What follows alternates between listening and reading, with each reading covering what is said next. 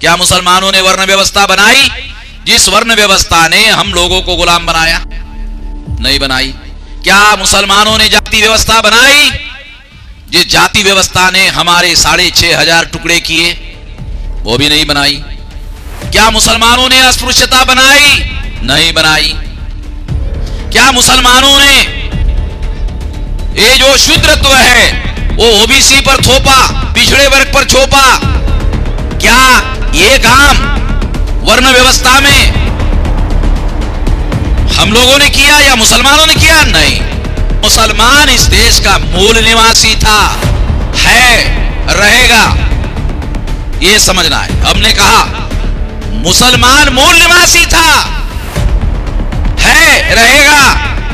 जब हमने इस देश में ऐसा कहा तब भागवत ने कहा कि अब खतरा बढ़ गया है, एससी, एसटी, ओबीसी और मुसलमान मिल जाएगा आपस में, क्योंकि अब मालूम हो गया है डीएनए भाई भाई हो जाएगा, डीएनए भाई भाई हो जाएगा। ये मालूम हो गया अब इन लोगों को। और वामन मेश्राम का संगठन सारे देश भर में यही कह रहा है, मालूम हो जाएगा सभी लोगों को। तो भागवत ने बयान दिया कि मुसलमानों के पुरखे और हिंदुओं के पुरखे एक ही थे। उल्टी कर दिया। उल्टी समझते हो? जब हाजमा नहीं होता है तो आदमी उल्टी कर देता है। तो जो कहता था मुसलमान विदेशी है, पाकिस्तानी है, पाकिस्तान चले जाओ, अब बोलना बंद कर दिया। केवल हमने मूल निवासी की गोली दी। इन लोगों के द्वारा बजरंग दल नाम का संगठन बनाया, विश्व हिंदू परिषद नाम का संगठन बनाया। वो लोग कहते थे, मुसलमानों को कहते थे तुम पाकिस्तानी हो, तुम विदेशी हो, तुम भारत छोड़कर चले जाओ, ऐसा कहते थे। कल तक ऐसा कहते थे। अब क्या हो गया भाई? भागवत जी कह रहे हैं, भागवत जी कह रहे हैं, मोहन भागवत जी कह रहे हैं, वो उधर हमारे नागपुर के ही है, मैं भी नागपुर का, उनको मालूम है।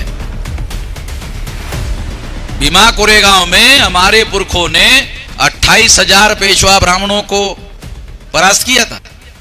मैं उस खानदान का हूं, उनको मालूम है। वामन मेश्राम नाम सुनते ही मालूम हो जाता, अरे ये तो इधर का ही है।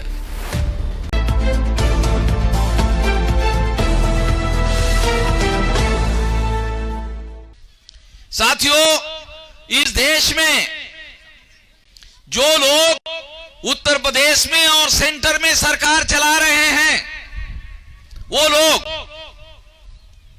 लगातार ये प्रचार कर रहे हैं, लगातार प्रचार कर रहे हैं। क्या प्रचार कर रहे हैं? उनके पास बताने के लिए कुछ नहीं है कि हमने 4.5 साल में क्या किया, बताने के लिए कुछ नहीं है। इसलिए हिंदू मुसलमान का मामला खड़ा कर रहे हैं, हिंदू मुसलमान का मामला खड़ा कर रहे हैं। शेड्यूल कास्ट, शेड्यूल ट्राइब और बैकवर्ड क्लासेस के लोगों को यह बताया जा रहा है कि मुसलमान तुम्हारे दुश्मन हैं। किस आधार पर दुश्मन है भाई? Schedule caste, schedule tribe, backward classes के मुसलमान किस आधार पर दुश्मन है? क्या मुसलमानों ने वर्ण व्यवस्था बनाई जिस वर्ण व्यवस्था ने हम लोगों को गुलाम बनाया? नहीं बनाई। क्या मुसलमानों ने जाति व्यवस्था बनाई जिस जाति व्यवस्था ने हमारे 6,500 टुकड़े किए? वो भी नहीं बनाई। क्या मुसलमानों ने अस्पृश्यता बनाई?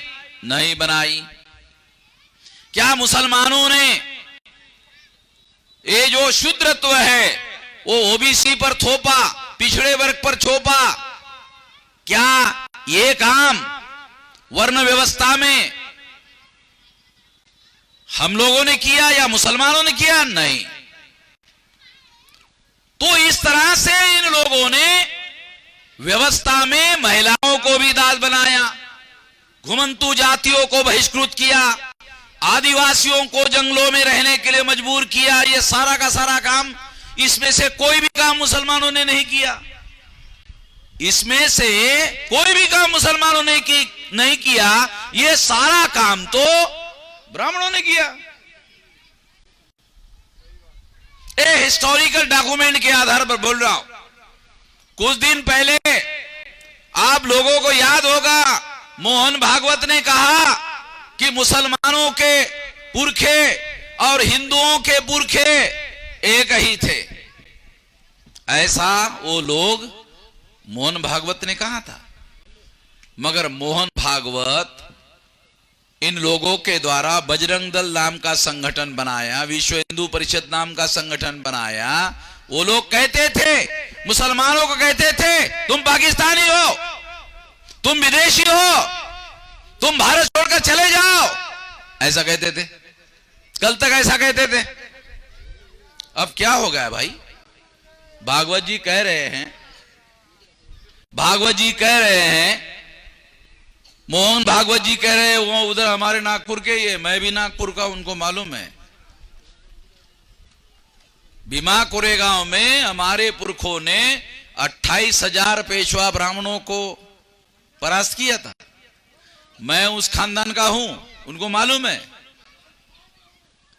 वामन मेश्राम नाम सुनते ही मालूम हो जाता, अरे ये तो इधर का ही है, नाम सुनते ही मालूम हो जाता है। काल्पनिक बातें नहीं कह रहा हूं, इस आधार पर यह बता रहा हूं, ये सारे डॉक्यूमेंट के आधार पर बता रहा हूं, सबूतों के आधार पर बता रहा हूं, और सबूत मैं आपको देना चाहता हूं। वो सबूत क्या है? वो कहते हैं कि तुम्हारे बाप दादा पुरखे और हमारे हिंदुओं के पुरखे एक थे। गलत कह रहे हैं, मैं आपको बताना चाहता हूं। ईसा पूर्व 185 को इस देश में सम्राट बृहदत्त मौर्य का राज था। और कहां तक था जानते हो? अफगानिस्तान तक।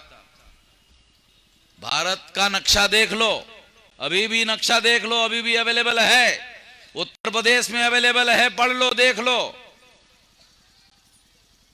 मौर्यकालीन भारत, तो मौर्यकालीन भारत की सीमा अफगानिस्तान भारत में ही था, ब्रह्मदेश भारत में ही था, देख लो। और अफगानिस्तान तक रहने वाले लोग भारतीय थे। हिस्टोरिकल बोल रहा हूं, इतिहास बोल रहा हूं। और तब इन लोगों ने सम्राट बृहदत्त मौर्य की हत्या की, वो भी धोखाधड़ी करके, आमने सामने लड़ाई करके नहीं मारा, धोखाधड़ी करके। सम्राट बृहदत्त मौर्य अल्पवयीन थे, धोखाधड़ी से मारा। और फिर पटना से भागकर फैजाबाद आया, और फैजाबाद के 7 किलोमीटर अंतर पर अयोध्या नाम की राजधानी बसाई। पुष्यमित्र शुंग के राजधानी का नाम अयोध्या था।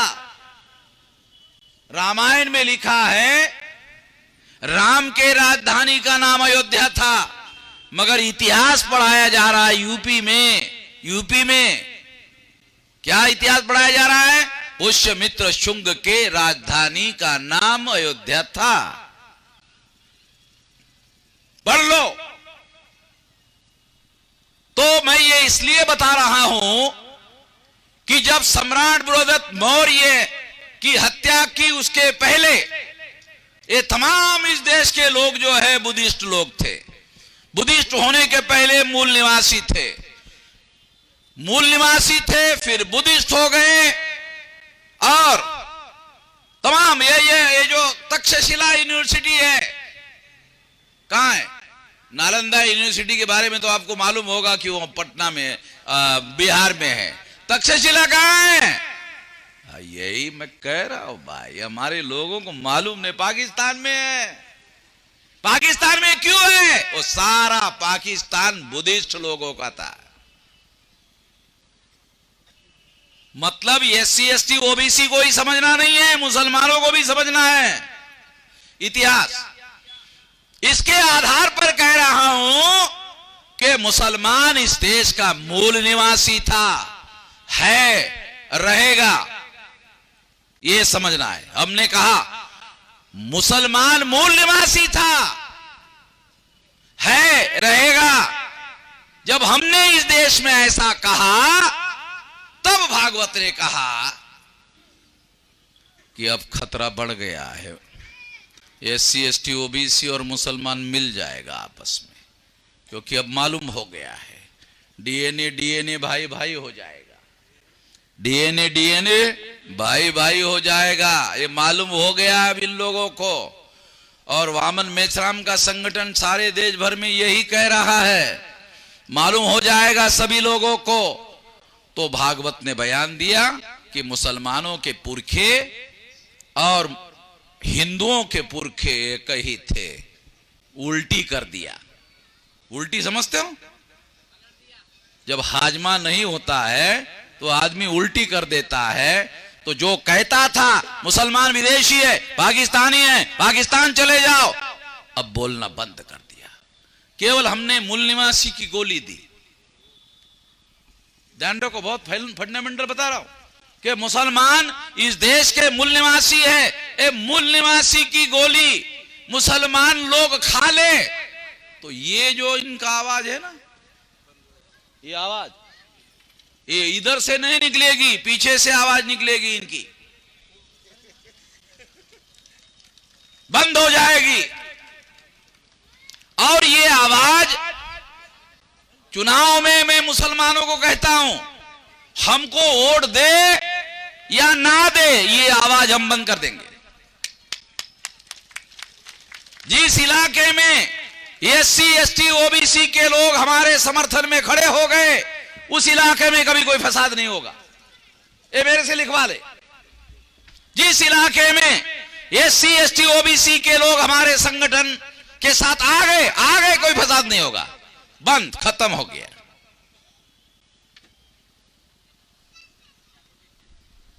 कोई पुलिस की जरूरत नहीं है, कोई रैपिड एक्शन फोर्स की जरूरत नहीं है, पैरामिलिट्री फोर्स की जरूरत नहीं है, कोई मिलिट्री की जरूरत नहीं है। हमारे लोग अगर हमारे संगठन के दायरे में आ गए, कोई फसाद नहीं होगा। ये तो गुमराह करके हमारे लोगों को मुसलमानों के खिलाफ में इस्तेमाल करते हैं। अब इनका रास्ता, अब हम लोगों ने केवल जागृति फैलानी है, और ये जागृति फैलाने का अभियान राष्ट्रीय स्तर पर चल रहा है। और इसी के आधार पर यह बात आप लोगों को समझा रहा हूं कि मुसलमानों ने वर्ण व्यवस्था, जाति व्यवस्था, अस्पृश्यता, आदिवासियों का सेग्रीगेशन, पिछड़े वर्ग को शूद्रत्व थोपना, महिलाओं को दास बनाना, आदिवासियों का सेग्रीगेशन करना, कोई भी काम मुसलमानों ने नहीं किया। ये सारा का सारा काम ब्राह्मणों ने किया, और डॉक्यूमेंट्री एविडेंस है मेरे पास। मैं ब्राह्मणों को चुनौती देता हूं कि जो मैं कह रहा हूं उसे गलत साबित कर दो। वो हाई कोर्ट के जज के मुंह पर सबूत फेंक के मारूंगा, सबूतों के आधार पर बह रहा हूं। बाबा साहब आंबेडकर जिस मनुस्मृति का इस्तेमाल करते थे सबूत के लिए, वो मनुस्मृति की किताब ब्राह्मणों ने गायब कर दी। मैं ऑस्ट्रेलिया जाकर लाया हूं, 200 साल पुरानी है मेरे पास में, सबूत है। और वो कागज सड़ जाता है तो मैंने लोगों को कहा इसका डिजिटल रिकॉर्ड तैयार करो, साला कभी सड़ता ही नहीं हजारों साल तक। मैं बोलता बाद में हूं, सबूत पहले इकट्ठा करता, बगैर सबूत के कोई बात नहीं करता। तो साथियों, मैं जो बात आपको कहना चाहता हूं, इस देश में जो अल्पसंख्यक लोग हैं, जिनकी संख्या ब्राह्मण है, मुसलमान अल्पसंख्यक नहीं है। देखो कितनी हैरानी की बात है, मुसलमानों को भी यह बात समझ में नहीं आ रही है। ब्राह्मणों की संख्या 3.5%, 3.5% ब्राह्मण, 15% मुसलमानों को क्या कहते हैं? अल्पसंख्यक। अरे अजीब किस्म की बात है, तुम्हारी संख्या 3.5% है, तुम 15% मुसलमानों को अल्पसंख्यक कैसे कहते हो? अजीब किस्म की बात है। और मुसलमान भी अपने को मान लेते हैं मैं अल्पसंख्यक हूं। मुसलमान अल्पसंख्यक नहीं है, मुसलमान मूल निवासी है, तो मुसलमान बहुसंख्यक है। आपको जो धर्म मानना है, फॉलो करना है, उसकी भारत के संविधान ने, जो हमारा पुरखा बाबा साहब आंबेडकर ने लिखित गारंटी दी है, और इस गारंटी को हम मानते हैं, इस गारंटी को हम मानते हैं, और इस गारंटी पर अमल करने के लिए संगठित शक्ति निर्माण कर रहे हैं। आने वाले समय में 10 साल में हम लोग जैसा भारत बंद कर रहे हैं, सारे देश के लोगों को जगाने का काम कर रहे हैं, और भारत बंद के द्वारा लोगों तक आवाज पहुंचा रहे हैं, जागृति फैला रहे हैं। ये जागृति मैं इसलिए आप लोगों को बता रहा हूं क्योंकि जिस दिन आप जागृत हो जाओगे उस दिन आप लोगों को मालूम हो जाएगा कि हमें इस देश में आज तक गुलाम किसने बनाकर रखा। इसलिए ये सारी बातें आप लोगों को बता रहा हूं। मैं अभी आखिरी बात आपको कहने जा रहा हूं। 26 जनवरी 1950 को इस देश में संविधान लागू हुआ और इस संविधान ने क्या किया? संविधान ने हर 21 साल के व्यक्ति को, जो अब 18 साल हो गया है, वोट का अधिकार दिया। हमारे लोग ऐसा मानते हैं वोट का अधिकार वोट देने का अधिकार है। गलत बात है। वोट का अधिकार वोट देने का अधिकार नहीं है। वोट का अधिकार विधायक या सांसद चुनने का अधिकार नहीं है, शासक चुनने का अधिकार नहीं है। वोट का अधिकार शासक बनने का अधिकार है। जिस दिन आपके दिमाग में एक बात आ जाएगी कि वोट का अधिकार शासक बनने का अधिकार है, तो उस दिन आप बटन दबाओगे शासक बनने के लिए। अब क्या करते हो? दूसरे को बनाते हो। दूसरे को पिछले 75 साल से आप लोग केवल दूसरों को बना रहे हो। और क्यों बना रहे हो? क्योंकि आप ऐसा मानते हो कि ये काम दूसरों का है। देश चलाना दूसरों का काम है। देश चलाना दूसरों का, ये देश हमारा है। इस देश की मट्टी हमारी है। ये देश चलाना और इस देश का विकास और उद्धार करना ये भी हमारी जिम्मेदारी है। इसलिए हम लोगों को इसके बारे में गंभीरता से सोचकर इस देश को चलाने का काम भी अपने हाथ में लेना चाहिए।